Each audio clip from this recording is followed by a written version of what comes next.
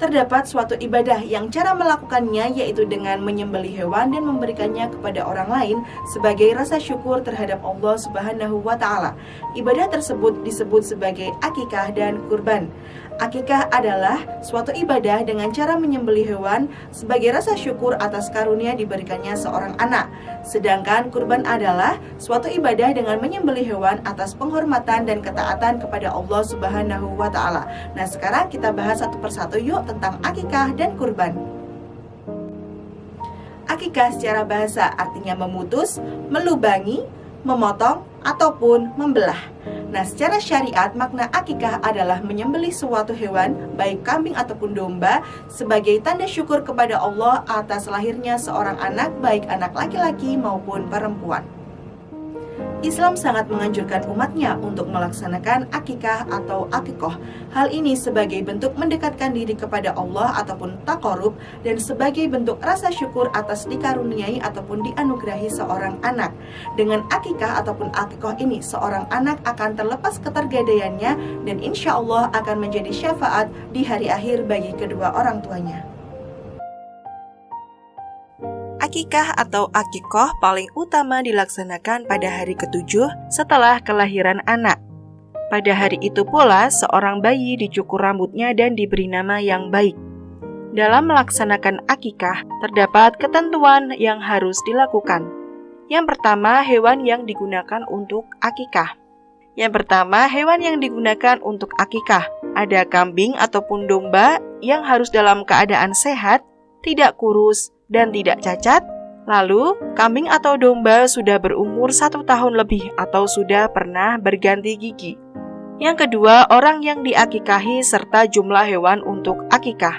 Para ulama sepakat bahwa orang yang diakikahi adalah anak yang baru lahir dan yang melaksanakan adalah orang tua dari anak tersebut.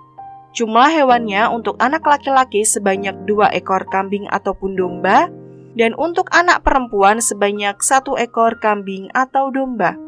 Yang ketiga, waktu penyembelihan hewan akikah. Waktu penyembelihan hewan akikah sebaiknya dilaksanakan pada hari ke-7 dari kelahiran bayi.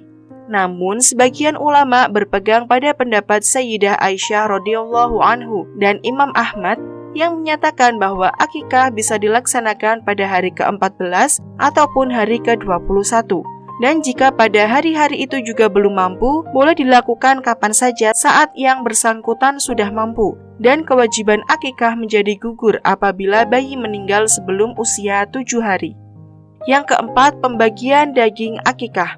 Akikah sebaiknya dibagikan dengan keadaan sudah dimasak. Orang tua yang melaksanakan akikah untuk anaknya boleh memakan daging akikah tersebut, menghadiahkan sebagian kepada sahabat-sahabatnya, menyedekahkan bagi kaum muslim, serta boleh juga mengundang kerabat dan tetangga untuk menyantapnya.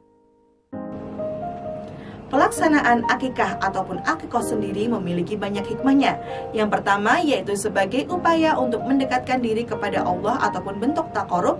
Yang kedua yaitu sebagai bentuk syukur kepada Allah atas dianugerahi seorang anak.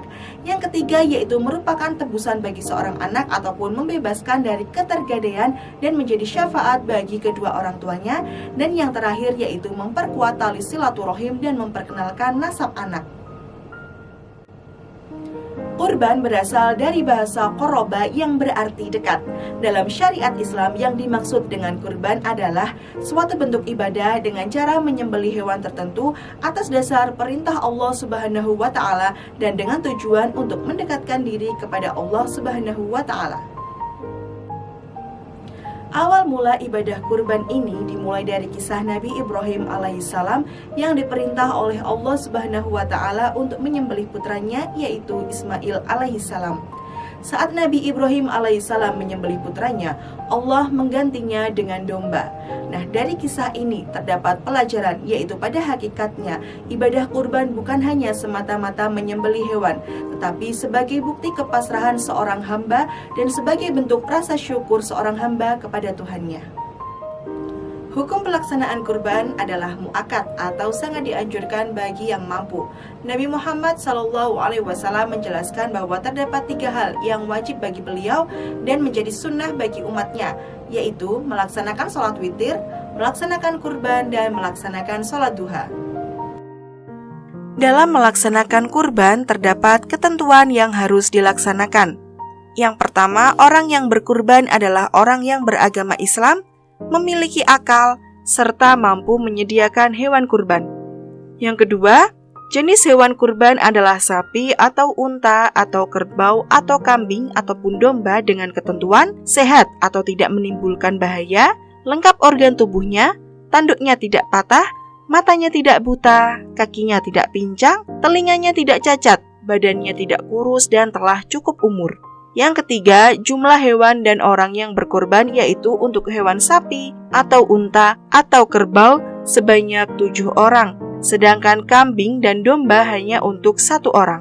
Yang keempat, waktu penyembelihan kurban adalah setelah sholat Idul Adha, yakni tanggal 10 Dzulhijjah, dan pada 3 hari tasyrik, yaitu tanggal 11, 12, dan 13 Dzulhijjah.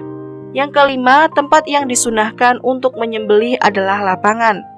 Yang keenam, orang yang berkurban atau shahibul kurban disunahkan untuk menyembelih hewan kurbannya sendiri, tetapi bisa juga disembelihkan oleh orang lain. Yang ketujuh, daging kurban dibagikan kepada fakir miskin dalam keadaan masih mentah, dan orang yang berkurban boleh mengambil daging kurban maksimal sepertiganya. Hikmah pelaksanaan kurban adalah yang pertama, mendekatkan diri kepada Allah Subhanahu wa Ta'ala. Yang kedua, membentuk sikap taat dan patuh kepada Allah Subhanahu wa Ta'ala. Yang ketiga, melatih sikap dermawan. Yang keempat, melatih diri untuk lebih peduli kepada sesama. Yang terakhir yaitu menjauhkan diri dari sifat tamak, rakus, egois, dan sewenang-wenang. Namun yang harus adik-adik Sobat Eksis ketahui bahwa kurban dan akikah memiliki persamaannya, yaitu pada ketentuan penyembelihan hewan. Penyembelihan hewan dapat terlaksana apabila terdapat orang yang menyembelih, hewan yang disembelih, dan juga alat yang digunakan untuk menyembelih.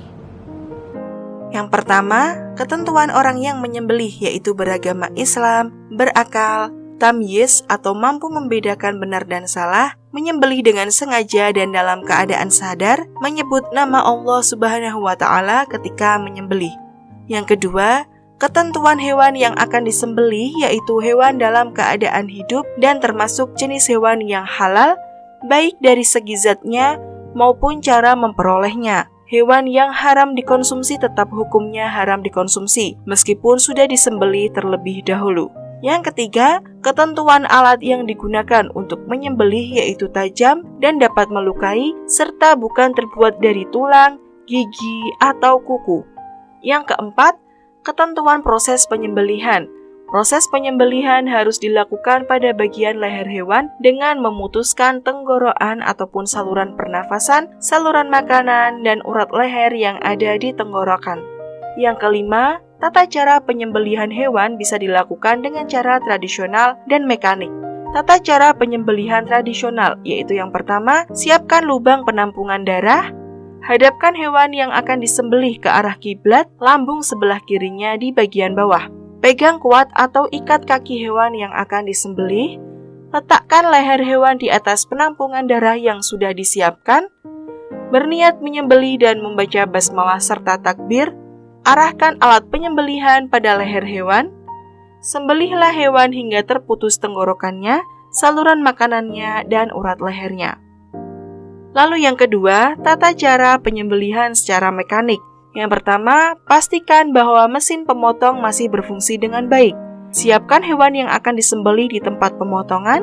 Operator mesin penyembelihan berniat menyembelih dan membaca basmalah serta takbir. Yang terakhir, hidupkan mesin pemotongan.